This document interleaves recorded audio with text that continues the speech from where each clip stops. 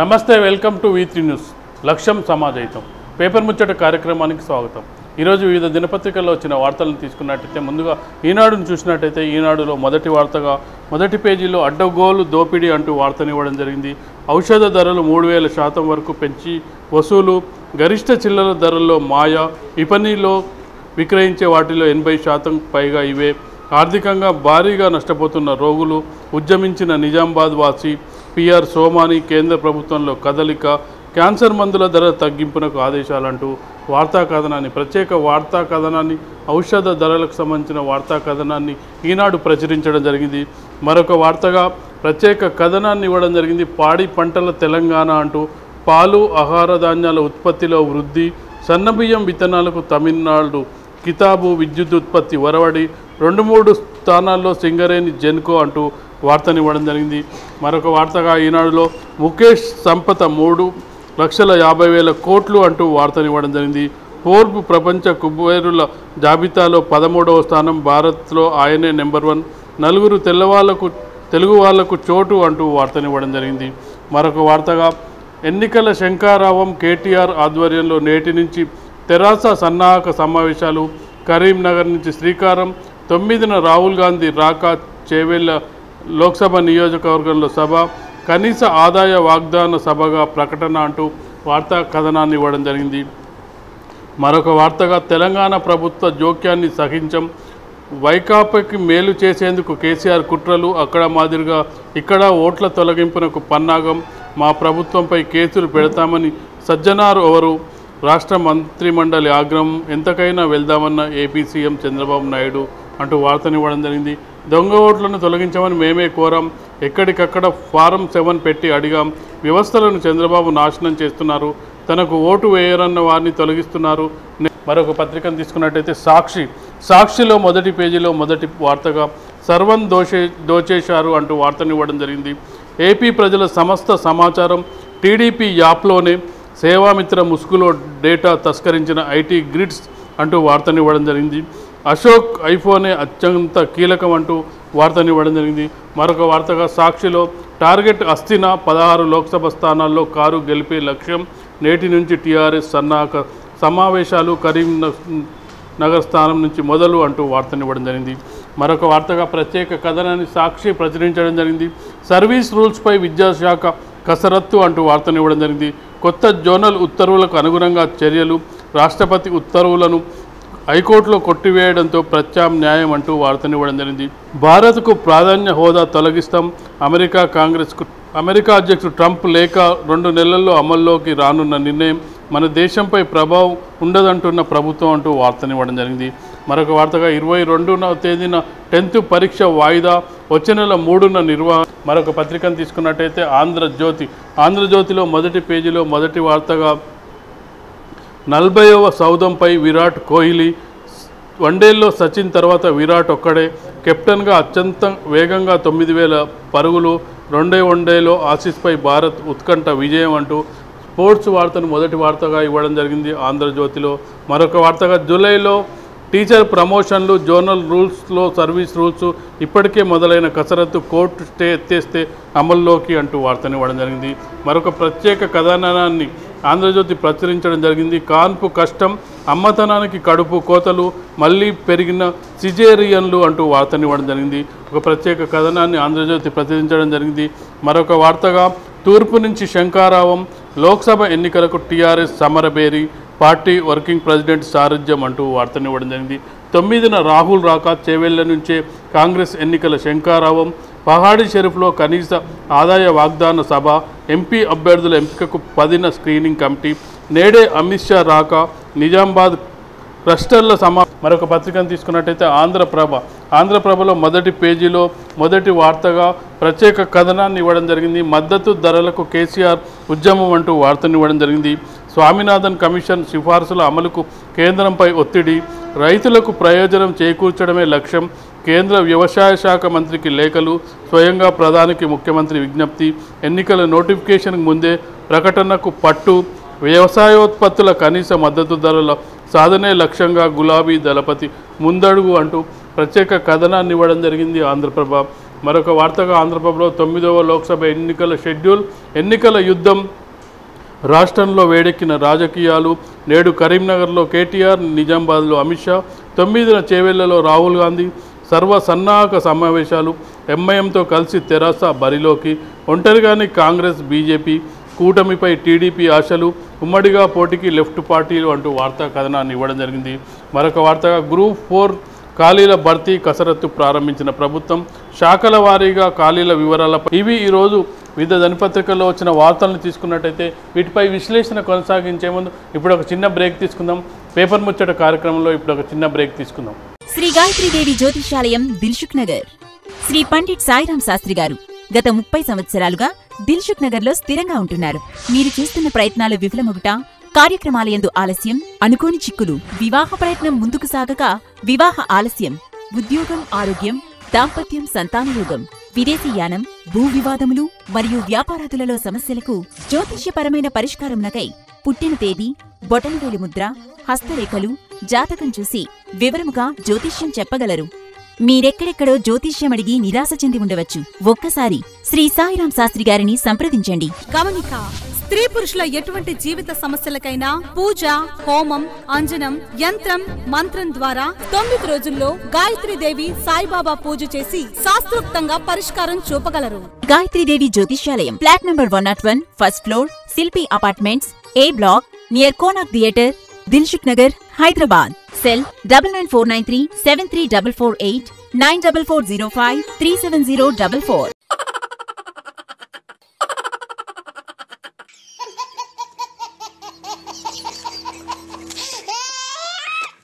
గిలిగిలిగా ప్రతిరోజు ఉదయం 11 గంటలకు, తిరిగి రాత్రి 9:30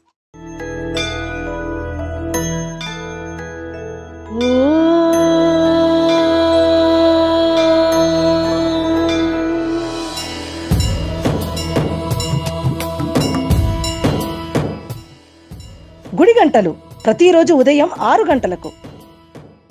వెల్కమ్ బ్యాక్ టు పేపర్ ముచ్చట కార్యక్రమం. ఈరోజు వివిధ దినపత్రికల్లో వచ్చిన వార్తలను విశ్లేషించడానికి మనతో పాటు బి శ్రీనివాసరాజు, టీఆర్ఎస్ కార్యదర్శి ఉన్నారు మనతో పాటు. నమస్తే సార్. నమస్కారం అండి. అంటే ముందుగా చూసినట్టే ఈరోజు దాదాపు అన్ని దినపత్రికల్లోనూ అంటే వివిధ ఎలక్షన్ సంబంధించిన ఎన్నికల యుద్ధానికి ప్రారంభమైనట్టు, అంటే ఎంపీ ఎలక్షన్స్ కోసం అన్ని సన్నాహక కార్యక్రమాలు సాగుతున్నాయి. ఓవైపు అమిత్ షా ఈరోజు వస్తున్నాడు, 9 నాడు రాహుల్ గాంధీ వస్తున్నాడు. ముఖ్యంగా ఈ రోజు నుంచి అంటే గతంలో ఉన్న సన్నాహక సమావేశాలు పుల్వామా సంఘటన నేపథ్యంలో పోస్ట్పోన్ చేయడం జరిగింది. ఈ రోజు నుంచి స్టార్ట్ అవుతుంది. ఈరోజు కేటీఆర్ కరీంనగర్ పర్యటన పెట్టుకున్నాడు. దీనిపై మీరు ఎలా స్పందిస్తారు? అంటే ఈ సన్నాహక సమావేశాలు ఎలా ఉండే అవకాశం ఉందంటారు? ఈరోజు పార్లమెంటుని మొత్తం టోటల్ 17 పార్లమెంట్లో 16 పార్లమెంట్ నియోజకవర్గాలలో ఈరోజు నుంచే సన్నాహక సమావేశాలకు పెద్దలు కేటీఆర్ గారు, రాష్ట్ర టీఆర్ఎస్ పార్టీ రాష్ట్ర వర్కింగ్ ప్రెసిడెంట్ కేటీఆర్ గారు ఈరోజు ఇచ్చే సన్నాహక సమావేశాలకు హాజరవుతారు. ఈరోజు మార్నింగ్ 10:30కి ప్రగతి భవన్ బయలుదేరి ఆన్ ద వే కరీంనగర్ వెళ్తున్నారు. నైట్ కూడా కరీంనగర్లో స్టే చేస్తారు. సో ఇక్కడ మనం ముఖ్యంగా చెప్పుకోవాల్సింది ఏంటంటే ఈ 16 పార్లమెంటు నియోజకవర్గాల్లో ఖచ్చితంగా 16 పార్లమెంట్లు గెలవాలనే ఉద్దేశంతోనే ఈరోజు కేటీఆర్ గారు అన్ని జిల్లాల్లో అన్ని పార్లమెంట్ నియోజకవర్గ స్థాయిలో పెద్ద ఎత్తున సమావేశాలు ఏర్పాటు చేసుకోవడం, కార్యకర్తలను సమాయత్తం చేయడం, అక్కడ ఆ నియోజకవర్గానికి సంబంధించి అంటే పార్లమెంటు నియోజకవర్గానికి సంబంధించిన ముఖ్య నాయకుల ఇంచుమించు ఒక 15 నుంచి 20,000 మంది ముఖ్య నాయకులు, అంటే అక్కడ ఉన్న లోకల్గా స్థానిక ఆ జిల్లాకు సంబంధించిన మంత్రులు, జిల్లాకు సంబంధించిన ఎమ్మెల్యేలు, ఎమ్మెల్సీలు, ఎంపీలు, రాజ్యసభ మెంబర్లు, ఎంపీటీసీలు, జెడ్పీటీసీలు, సర్పంచ్లు, కార్పొరేషన్ చైర్మన్లు, అన్ని ముఖ్యమైన మున్సిపల్ చైర్మన్లు, జిల్లా పరిషత్ చైర్మన్లు, అక్కడ లోకల్ ఉంటే మేయర్లు, కౌన్సిలర్లు అందరూ కూడా మొత్తం ఒక 15 నుంచి 20,000 మంది పెద్ద ఎత్తున సమావేశం ఏర్పాటు చేసుకొని రేపు పొద్దున రాబోయే తెలంగాణలో ఏ విధంగా మనం ముందుకెళ్తాం, రేపు 16 పార్లమెంట్లు గెలిచిన తర్వాత కేంద్రంలో మన ప్రభుత్వం, కేంద్ర ప్రభుత్వంలో మన పాత్ర అయింది, ఆ పాత్ర ద్వారా మన రాష్ట్రానికి ఎంత డెవలప్ చేసుకోగలుగుతాం, రావాల్సిన ఫండ్స్ కానీ రావాల్సిన ఇంకా ఇతరత్ర సమస్యలు ఏమైనా ఉంటే మనము దాన్ని ముందుకు తీసుకెళ్ళడానికి ఖచ్చితంగా పార్లమెంటు మనము గెలవాలనే ఉద్దేశంతో టీఆర్ఎస్ సన్నాహక సమావేశాలు పెద్ద ఎత్తున జరుగుతున్నాయి. అందులో మీరు చూస్తున్నారు ఆ సన్నాహక సమావేశాలకు ఈరోజు కేటీఆర్ గారుతో పాటు పార్టీకి సంబంధించిన ముఖ్య నాయకత్వం అంటే ఆ కోఆర్డినేషన్ కమిటీ ఉన్నది. పల్లరాజేశ్వర రెడ్డి గారు, కర్ణ ప్రభాకర్ గారు, బాలమల్లు గారు, శ్రీనివాస్ రెడ్డి గారు అని ఒక 4 కోఆర్డినేషన్ కమిటీ కూడా ఏర్పాటు చేయడం. ఆ కోఆర్డినేషన్ కమిటీ ఒక 2-3 డేస్ ముందు వెళ్ళి అక్కడ ఏం జరుగుతుందో అన్నీ కోఆర్డినేట్ చేయడం, ఆ తర్వాత ఆ కోఆర్డినేషన్ కమిటీ వేరే మళ్ళీ నియోజకవర్గం మారడం, అట్లా అన్ని ఈ 16 నియోజకవర్గాల్లో పార్లమెంట్ నియోజకవర్గాల్లో సన్నాహక సమావేశాలు ఖచ్చితంగా పెద్ద ఎత్తున జరుగుతుంటాయి. రేపు ఖచ్చితంగా రేపు రాబోయే కాలంలో ఈ 16 పార్లమెంట్లు టీఆర్ఎస్ పార్టీ గెలిచి రేపు మేము ముందు చూపిస్తామని మీకు తెలియజేస్తాం. అంటే టీఆర్ఎస్ పార్టీ టార్గెట్ 16 పెట్టుకుంది. అంటే ఏ రాజకీయ పార్టీ అయినా టార్గెట్ పెట్టుకోవడం తప్పలేదు. అంటే కాంగ్రెస్ పార్టీ అయినా బీజేపీ అయినా ఎవరైనా గెలుపు కోసం ప్రయత్నాలు చేస్తారు. అయితే ఇక్కడ వస్తున్న ప్రధానమైన సమస్య ఏంటంటే హరీష్ రావును పక్కన పెట్టారు అనేది రాష్ట్ర ప్రజల్లో కానీ కొంతమంది అభిమానుల్లో కానీ వస్తున్న ప్రశ్న. అంటే ఎక్కడ హరీష్ రావుని అంటే ఇన్వాల్వ్ చేయట్లేదు అనేది టీఆర్ఎస్ నాయకుడిగా అంటే మీరు ఎలా చూస్తారు? ఇక్కడ హరీష్ అన్న అనేది ఒక ముఖ్యమైన వ్యక్తి. అందులో ఆయన ఇన్వాల్వ్మెంట్ అంటూ ఏముంది. ఆయన ఇప్పుడు నిజంగా చెప్పాలంటే ఈ 16 పార్లమెంట్ ఎన్నికల్లో కూడా కేసీఆర్ గారు దిశానిర్దేశం చేస్తున్నారు. అతను కూడా ఏమీ బయటికి రావట్లేదు. మొత్తం ఈ బాధ్యత కేటీఆర్ గారు అంటే ఒక బాధ్యత పార్టీ నిర్ణయం ఎలా ఉంటుందంటే ఒక బాధ్యత వరకు అప్పచెప్తుంది. ఇప్పుడు ఈ బాధ్యత ఎన్నికల బాధ్యతని 16 నియోజకవర్గాల్లో జరిగే సన్నాహక సమావేశాల బాధ్యతను కేటీఆర్ గారికి అప్పచెప్పింది. రేపొద్దున పార్లమెంట్ ఎన్నికల బాధ్యతను ఎట్లా అప్పచెప్తో చూడాల్సిన అవసరం ఉంది. ఈ 16 సన్నాహక సమావేశాలు అతను ఒక వర్కింగ్ ప్రెసిడెంట్గా ఒక పార్టీకి సంబంధించిన ఒక ముఖ్యమైన వ్యక్తిగా కేటీఆర్ గారు ఈ సన్నాహక సమావేశాలకు వెళ్తున్నాడు. దాంట్లో హరీష్ రావు గారిని పక్కన పెట్టడం అన్ని వేరే ఊహగానే లేదు. హరీష్ రావు గారు పార్టీకి సంబంధించిన అత్యంత ముఖ్యమైన కీలకమైన వ్యక్తి. అతను ఖచ్చితంగా ఈ పార్టీలో రేపు జరిగే పార్లమెంటు ఎన్నికల్లో అతను కూడా ఉంటాడు. మరి అతనికి కొత్తగా బాధ్యత సీఎం గారు ఏమప్ప చెప్తారు మనకు అంటే హరీష్ రావుని మొదటి నుంచి కూడా అంటే కేసీఆర్ వెన్నంటి ఉన్నాడు. ఎక్కడ ఏ సమస్య వచ్చినా హరీష్ రావుని ట్రబుల్ షూటర్గా పేర్కొంటూ ఏ సమస్య వచ్చినా హరీష్ రావుని పంపడం జరిగింది. ఈవెన్ దో అంటే కేసీఆర్కి సంబంధించిన ఎన్నికల గజ్వేల్లో కూడా ఇన్ఛార్జి హరీష్ రావే ఉన్నాడు. అలాంటి కేసీఆర్ హరీష్ రావును అంటే ప్రజల్లో అభిప్రాయం ఉంది. హరీష్ కూడా కార్యక్రమాలకు దూరంగా ఉంటున్నాడు అనేది అభిప్రాయం ఉంది. అంటే ఎలాంటి బాధ్యతలు అప్పగించలేదు. అంటే గత మంత్రివర్గంలో కీలకమైన శాఖలను నిర్వహించి ప్రభుత్వంలో ప్రాధాన్యంగా ఉన్న వ్యక్తి ఈరోజు ఎక్కడ కనిపించట్లేదు అనేది వస్తున్న వార్తలు. ఇట్లా ఏం లేదు. అది ఇప్పుడు ప్రజలు మీడియా మెయిన్ ప్రజలు కూడా ఏమనుకోవట్లేదు, కార్యకర్తలు కూడా ఏమనుకోలేదు. మీడియాలో కొంత భాగము అంటే కొద్దిగా మీడియాలో కొంత భాగం వస్తుంది తప్ప హరీష్ అన్న కూడా అట్లాంటి ఆలోచన ఏం లేదు. ఇప్పుడు హరీష్ అన్న కూడా పార్టీ బాధ్యతలు అప్పచెప్పలేదు కరెక్ట్ కాదు. అతను రియల్గా 2001లో పార్టీ పెట్టిన కాంచెరి అతను పార్టీకి స్టేట్ సెక్రటరీ గాను, అతను ప్రచార కార్యదర్శి గాను, ఆ తర్వాత 2004లో కేసీఆర్ గారు సిద్దిపేట నియోజకవర్గంలో అతను రాజీనామా చేసిన సిద్దిపేట నియోజకవర్గ నుంచి మంత్రి గాను, ఆ తర్వాత ఎమ్మెల్యే గాను, ఆ తర్వాత ప్రతిపక్షంగా ఇంపార్టెంట్ అసెంబ్లీలో ముఖ్యమైన నాయకుడు గాను, ఆ తర్వాత రేపు ప్రభుత్వం ఏర్పాటు చేసిన తర్వాత అతను అక్కడ ఇరిగేషన్ మినిస్టర్గా పెద్ద ఎత్తున ఉండి పార్టీకి సంబంధించిన అన్ని బాధ్యతలు అతనికి అప్పచెప్పారు. సో ఆ తర్వాత కొన్ని ఈ కేటీఆర్ గారు వర్కింగ్ ప్రెసిడెంట్ అయిన తర్వాత కేటీఆర్ గారికి 16 సన్నాహక సమావేశాలు అప్పచెప్పారు తప్ప ఇక్కడ హరీష్ రావు గారు తక్కువ చేసిన ఆలోచన ఏం లేదు. ఎందుకంటే అత్యంత ముఖ్యమైన బాధ్యతలన్నీ అతను హరీష్ రావు గారే చూసుకుంటూ వచ్చిన 2 రోజులు. సో కొంత బాధ్యతలు కూడా అన్ని ఒక్కరికంటే ఇంకొకరిని సమాంతరంగా చూడాలనే ఉద్దేశంతో కేటీఆర్ గారిని కూడా ప్రొజెక్ట్ చేయాలి. కేటీఆర్ కూడా నాయకత్వం ముందుకు తీసుకెళ్లే ఉద్దేశంతో అతనికి ఈ సన్నాహక సమావేశాల ఏర్పాటును వర్కింగ్ ప్రెసిడెంట్గా కేటీఆర్కి అప్పచెప్పడం జరిగింది. సో మీరు చూస్తున్నారు తెలంగాణలో కేటీఆర్ గారికి అప్పచెప్పినా, హరీష్ రావు గారికి అప్పచెప్పినా, ఎవరికి అప్పచెప్పినా కేసీఆర్ గారు అనే ఒక వ్యక్తి ద్వారా కేసీఆర్ గారు చేసిన సంక్షేమ పథకాల ద్వారానే ఈరోజు 16 పార్లమెంట్ నియోజకవర్గం గెలుస్తున్నాం.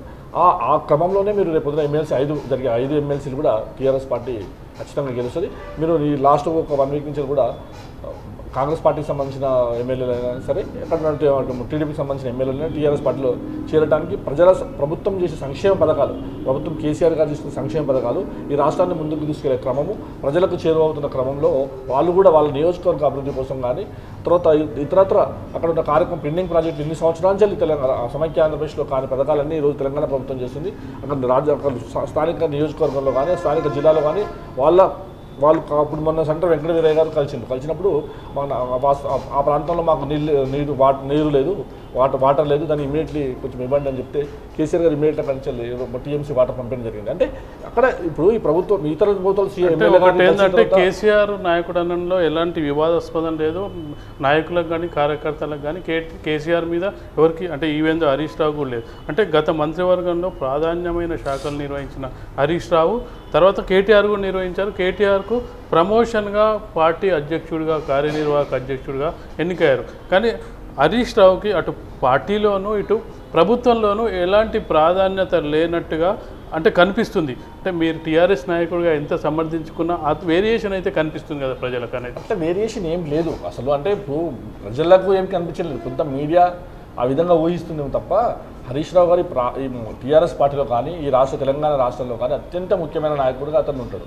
అంటే టీఆర్ఎస్ పార్టీలో ఒక అత్యంత కీలకమైన వ్యక్తి అతను 2001 నుంచి వెళ్ళి ఈ రోజు ఈ క్షణం వరకైనా హరీష్ రావు గారి నాయకత్వంలో నీకు ఎన్నో నియోజకవర్గాల్లో గెలుపు కానీ పార్టీకి సంబంధించిన ఇంపార్టెంట్ ఇప్పుడు అదే సమస్య అయింది. గతంలో అన్ని బాధ్యతలు అప్పగించిన హరీష్ రావుకి ఇప్పుడు బాధ్యతలు లేవు అని అనుకోవడం కరెక్ట్ కాదు. ఈరోజు కేసీఆర్ గారు కూడా పదాన్ని ఇంతకుముందు ప్రతి సన్నాహక సమావేశానికి కేసీఆర్ గారు స్వయంగా హాజరయ్యాడు. చిన్న మీటింగ్ అనే కేసీఆర్ కొన్ని వందల వేల మీటింగ్లకు కూడా కేసీఆర్ గారు స్వయంగా హాజరై గంటలు ప్రజలకు తెలంగాణ ఉద్యమం ద్వారా తెలంగాణ రాష్ట్రం ఏర్పాటు చేసుకోవాలి ఎలా అని చెప్పే ఉద్దేశంతో ప్రజలకు చెప్పేవాడు. కానీ ఈరోజు ఏంటంటే ఇంకా కేటీఆర్ గారిని అతను వర్కింగ్ ప్రెసిడెంట్ కాబట్టి వర్కింగ్ ప్రెసిడెంట్ కూడా బాధ్యతలు ఉంటాయి. వర్కింగ్ ప్రెసిడెంట్ బాధ్యతలు ఏంటి, పార్టీ డెవలప్మెంట్ అంటే వర్కింగ్ ప్రెసిడెంట్ ఇంకోటి ద్వారా సన్నాహక సమావేశాలు కాదు. కేటీఆర్కి వర్కింగ్ ప్రెసిడెంట్ ఇవ్వడంలో తప్పలేదు, ఎవరేం తప్పుకోవట్లేదు. కేటీఆర్ ప్రమోట్ చేసిరు అనే దాంట్లో కూడా ఎలాంటి వివాదాస్పదం లేదు. అయితే సేమ్ టైం కేటీఆర్కు ప్రాధాన్యం ఇస్తూ హరీష్కు తగ్గుతుంది అనేది ఇక్కడ కనపడుతున్న ఒక సత్యం. అసలు హరీష్ అన్న అనే వ్యక్తి, హరీష్ రావు అనే వ్యక్తి అని అతను స్వయంగా మేము అన్నాన్ని పిలుస్తాము. హరీష్ అన్న వ్యక్తి కానీ ప్రాధాన్యత తగ్గుతుంది అనేది అసలు కరెక్ట్ విషయమే కాదు. అది కొంతమంది ఊహిస్తున్నారు. అతను చాలా ముఖ్యమైన కీలకమైన నాయకత్వము. అతనికి రాబోయే కాలంలో మరి అతనికి కూడా బాధ్యతలు ఉంటాయి.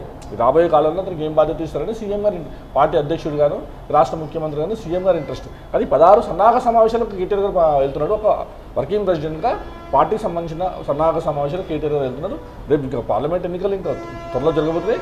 దానికి మరి ఎలా ఉంటుంది అనేది అది కేసీఆర్ గారి ఇంట్రెస్ట్ మీద ఆధారపడి ఉంటుంది. సో అందులో కేసీఆర్ గారిని చూసి కూడా ఓటు జరుగుతుంది తప్ప కేటీఆర్ గారిని చూసి హరీష్ అన్న కేటీఆర్ అనేది ఒక కీలకమైన వ్యక్తులైనా కూడా ఓటు ప్యాటర్న్కి వచ్చే వరకు ప్రజలంతా విశ్వసనీయత కేసీఆర్ గారి మీద ఉంటుంది. ఆ విశ్వసనీయత ద్వారానే ఈరోజు పార్టీ కానీ ప్రజలు కానీ రేపు రాబోయే పార్లమెంట్ ఎన్నికలు కానీ రేపు జరిగే ఎమ్మెల్సీ ఎన్నికలు కానీ ఆ తర్వాత జరిగే మున్సిపల్ కానీ నీకు లోకల్ బాడీ ఎన్నికలు కానీ నీకు కార్పొరేట్ సొసైటీ ఎన్నికలు కానీ ఇవన్నీ కూడా కేసీఆర్ గారి ఆలోచన విధానం, అతను చేసే అభివృద్ధి కార్యక్రమాల ద్వారానే రేపు ఎన్నికలు జరుగుతాయి. అతను చూసే ఓటేస్తారు. అంటే కేసీఆర్నే ఓటేస్తారు. కేసీఆర్ నాయకుడు అందులో వివాదాస్పదం లేదు. కేటీఆర్ని వర్కింగ్ ప్రెసిడెంట్గా పెట్టిండు. అక్కడ కూడా ఎలాంటి వివాదాస్పదం లేదు. కేవలం ఏంటంటే అంటే చూస్తున్న వాళ్లకు కనిపిస్తున్నది. నిజం చెప్పాలంటే రాష్ట్ర రాజకీయం మొత్తం కేటీఆర్ చేతుల్లోనే పార్టీ ఉంది. జాతీయ రాజకీయాల వైపు కేసీఆర్ వెళ్తాడని అనుకున్న సమయంలో ఇంటర్నేషనల్లో కూడా 100 దేశాల్లో టీఆర్ఎస్ జెండా ఎగరాలంటూ కవిత రూపకల్పన అంటే 100 దేశాల్లో కూడా పార్టీకి సంబంధించిన కార్యక్రమాలు జరగాలనేది. అంటే ఇక్కడ చూస్తుంటే ఇక్కడ చూస్తుంటే ఒక ఏంటంటే పేపర్ల కథనాలు చూస్తుంది అంటే రాష్ట్రంలో కేటీఆర్, దేశంలో కేసీఆర్, ఇంటర్నేషనల్లో కవిత అనే ఫీలింగ్. అట్లా అవన్నీ ఇప్పుడు media, electronic media, print media ఎక్కువ ఇప్పుడు కొద్దిగా కేటీఆర్ గారు మీడియా వైపు కొద్దిగా బాగా ఫ్రెండ్లీగా ఉంటాడు. అట్లా కవిత గారు కూడా ఫ్రెండ్లీగా media, electronic media, print media ఫ్రెండ్లీగా ఉంటాడు. వాళ్ళిద్దరూ కొద్దిగా ఆ వైపు ఉంటారు కాబట్టి ఆ మీడియా వాళ్ళ గురించి రాసింది. హరీష్ అన్న గురించి అతను ప్రజల మనిషి. అతను ప్రజల్లో 24 గంటలు ప్రజల్లో ఉండే మనిషి. పొద్దున్న 4 గంటలకు లేచి సాయంత్రం రాత్రి 1 గంట వరకు 12 గంటల వరకు ప్రజల్లో అందుబాటులో ఉండి ప్రజల కోసం ఉండే వ్యక్తి హరీష్ రావు గారు. సో అక్కడ ఈ వేరియేషను ఉన్నది కాబట్టి ఇక్కడ అక్కడ ఇవాళ ఏమి ఇచ్చింది, నిన్నప్పుడు కవిత నిన్న మొన్న మీడియం అయితే ఏమి లేదు. ఇవాళ పేపర్లో ఏమొచ్చింది, 100 దేశాల్లో పార్టీకి సంబంధించిన శాఖలు ఉంటాయి కదా, శాఖలు ఏర్పాటు చేస్తున్నాం అన్న దాని మీద ఒక ఐటమ్ వచ్చింది. సో పార్టీకి సంబంధించిన 16 పార్లమెంట్ నియోజకవర్గాల్లో సన్నాహక సమావేశాలు కాబట్టి కేటీఆర్ గారు మీడియా వచ్చింది అక్కడ. కానీ హరీష్ అన్నకు రేపు జరిగే పార్లమెంట్ ఎన్నికల్లో ఖచ్చితంగా అతను ముఖ్యమైన నాయకుడు. అతని ద్వారా రేపు ఎన్నికలు ముందుకెళ్తారు. అదే దాంట్లో ఎలాంటి డౌట్ లేదు. ప్రజలు కూడా media, electronic media, print media Harish అన్న తక్కువ చేస్తున్న అనేది కరెక్ట్ కాదు. హరీష్ అన్నది పార్టీకి అత్యంత కీలకమైన వ్యక్తులు. అతను ఒక ముఖ్యమైన నాయకుడు.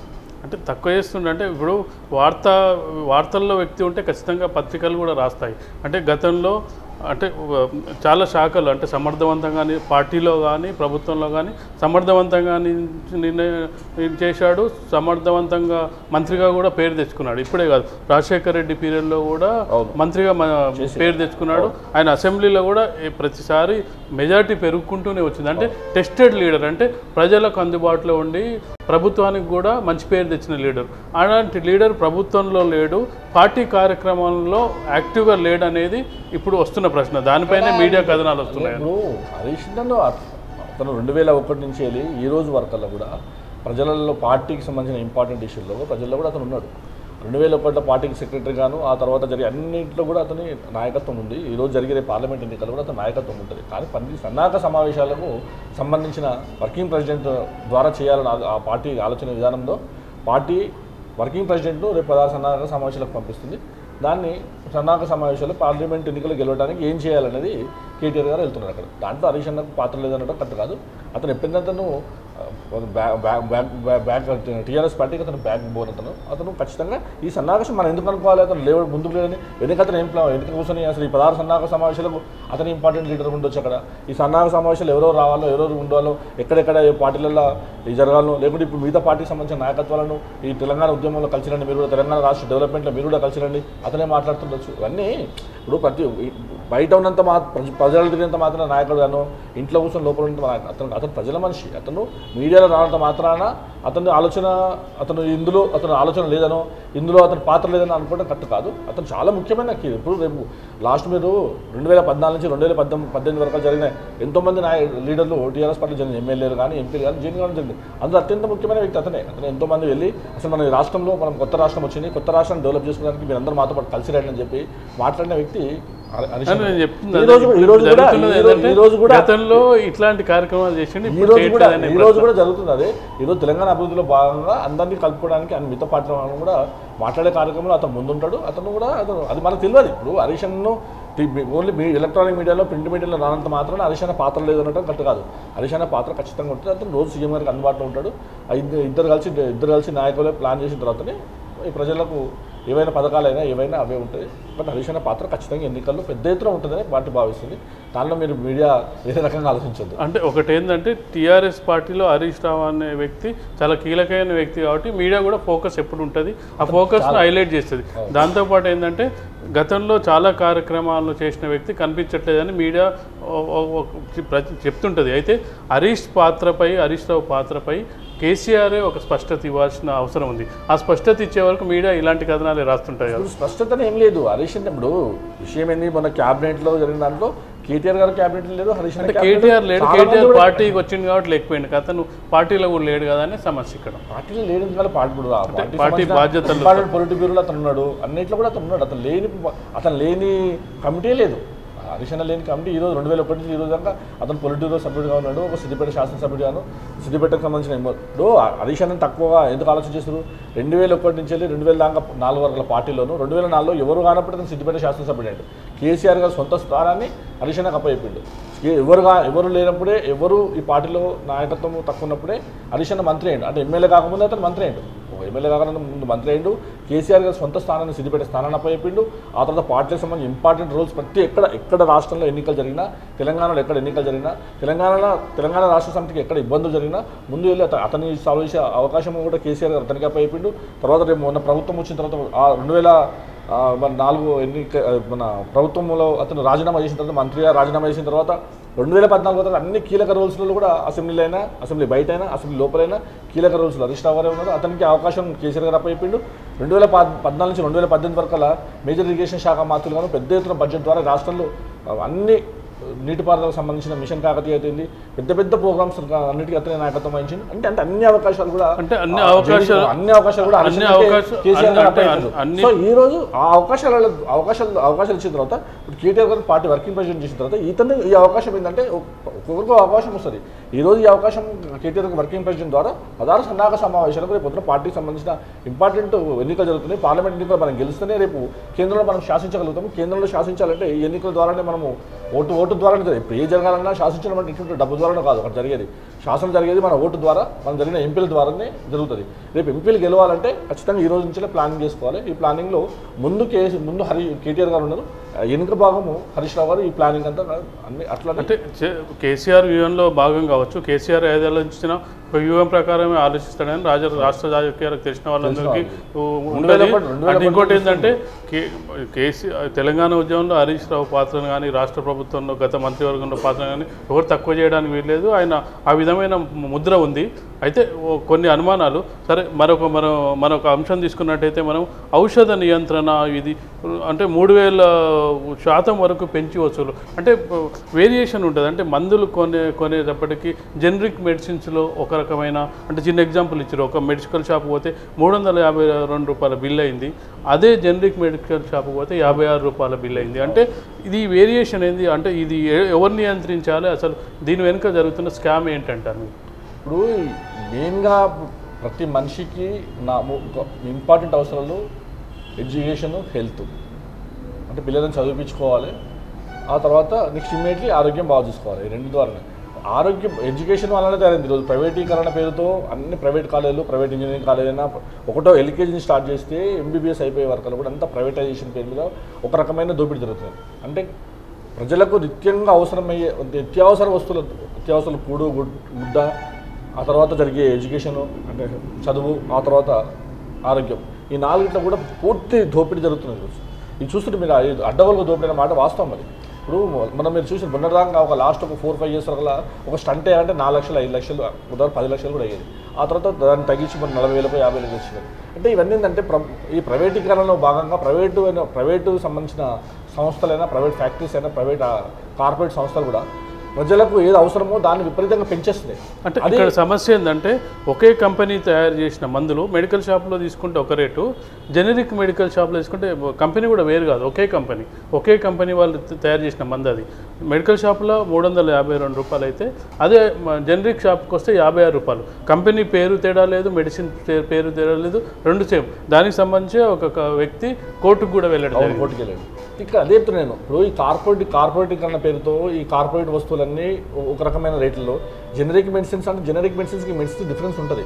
ఇప్పుడు ఒక మెయిన్ మెడికల్ షాప్లో ఉన్న ఒక టాబ్లెట్ 10 రూపాయలు అయితే జెనరిక్ దాంట్లో ఉన్న 2 రూపాయలు ఉంటుంది. ఇది డిఫరెన్స్, టాబ్లెట్ డిఫరెంట్ ఉన్నమాట వాస్తవమే. కంపెనీస్ ఏమైనా కూడా క్వాలిటీలో డిఫరెన్స్ ఉంటుంది, ఉండదనేం కాదు.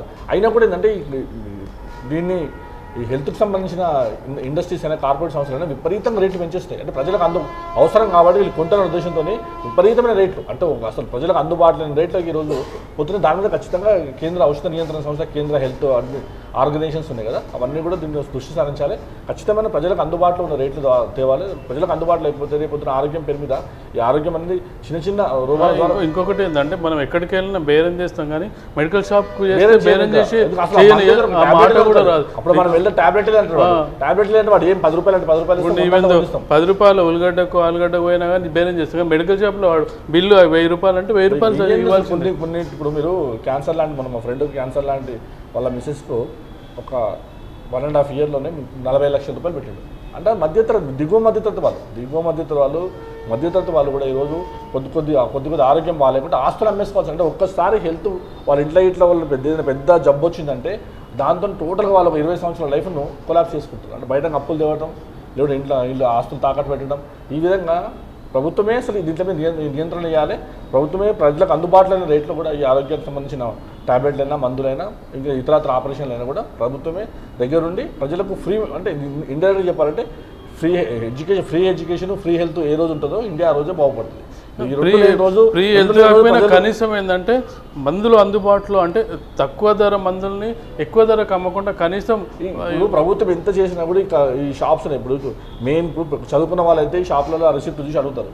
కానీ 1-2 టాబ్లెట్ కొంటే మనకి ఇప్పుడు ఒక స్క్రిప్ట్ కొంటే 20 రూపాయలు అనుకోండి, ఒక టాబ్లెట్ కొంటే 10 రూపాయలు అంటే 5 రూపాయలు అంటే చూడకూడదు. అక్కడ టాబ్లెట్ చేసుకోవడం ఇంపార్టెంట్, టాబ్లెట్ దొరకడమే ఇంపార్టెంట్. అక్కడ ఈ డబ్బుల గురించి ఆలోచించే పరిస్థితి ఈ రోజు లేదు. కాబట్టి ప్రభుత్వం నియంత్రణ చేయాలి. నిజంగా చెప్పాలంటే ఫ్రీ హెల్త్ వైపు ఇంకా ఆరోగ్యశ్రీని ఇంకా డెవలప్ చేసి ఫ్రీ హెల్త్ వైపు తీసుకెళ్తే ఇంకా బాగుంటుందని ఉద్దేశం ఉంది.